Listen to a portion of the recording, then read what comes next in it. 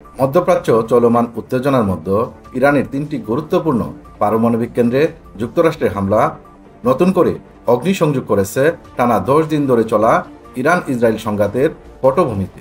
এই হামলা পরিস্থিতিকে আরও জটিল করে তুলেছে। হামলার পরপরই পাল্টা প্রতিক্রিয়ায় মুখ খুলেছেন ইরানের সর্বোচ্চ ধর্মীয় নেতা আয়াতুল্লাহ আলী খামেনি। তিনি ঘোষণা দেন, ইসরায়েলের বিরুদ্ধে শাস্তিমূলক পদক্ষেপ চলতেই থাকবে। এদিকে ইরানের পররাষ্ট্রমন্ত্রী আব্বাস আরাকচি এক বিবৃতিতে বলেন, এই হামলার মাধ্যমে আন্তর্জাতিক আইনের চরম লঙ্ঘন হয়েছে, যা ক্ষমার অযোগ্য। ইরান তার সার্বভৌমত্ব নিয়ে কখনো আপোস করবে না। তিনি আরও হুঁশিয়ারি উচ্চারণ করেন, ইরান জবাব দিতে সম্পূর্ণ প্রস্তুত। এই হামলার প্রতিক্রিয়ায় ইরানি পার্লামেন্ট হরমুজ প্রণালী বন্ধের প্রস্তাব অনুমোদন করেছে, যা বৈশ্বিক তেল সরবরাহে মারাত্মক প্রভাব ফেলতে পারে। এই সিদ্ধান্তে আন্তর্জাতিক অঙ্গনে চরম উদ্বেগ দেখা দিয়েছে।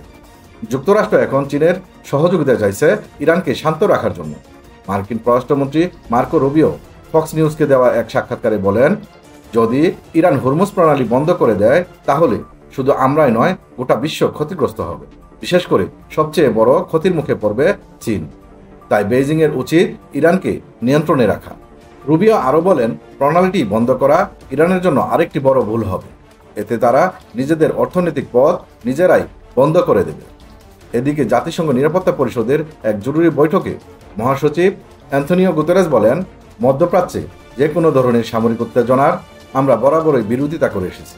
দ্রুত শান্তিপূর্ণ সমাধানে পৌঁছাতে সংশ্লিষ্ট সকল পক্ষকে আহ্বান জানাচ্ছি। তবে সংঘাত থেমে নেই। সোমবার সকালে ইরান ফের ক্ষেপণাস্ত্র নিক্ষেপ করেছে ইসরায়েলের দিকে।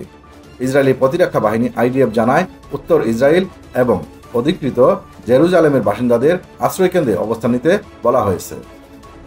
এই পরিস্থিতিতে ইরান ও রাশিয়ার মধ্যে উচ্চ পর্যায়ের কূটনৈতিক বৈঠক হওয়ার কথা রয়েছে। সোমবারই ইরানের পররাষ্ট্রমন্ত্রীর মস্কো সফর নির্ধারিত হয়েছে, যেখানে রুশ প্রেসিডেন্ট ভ্লাদিমির পুতিনের সঙ্গে বৈঠকে বসবেন তিনি। ইরানের পারমাণবিক শক্তি সংস্থার মুখপাত্র বেহরুজ কামালবান্দি বলেন, এই হামলা ইরানের পারমাণবিক সক্ষমতা ধ্বংস করতে পারবে না। আমাদের জ্ঞান ও প্রযুক্তি নিরাপদ রয়েছে। বিশ্ব এখন তাকিয়ে আছে মধ্যপ্রাচ্যের দিকে। উত্তেজনা প্রশমনের পরিবর্তে যেন প্রতিদিনই বাড়ছে অস্থিরতার পাল্লা।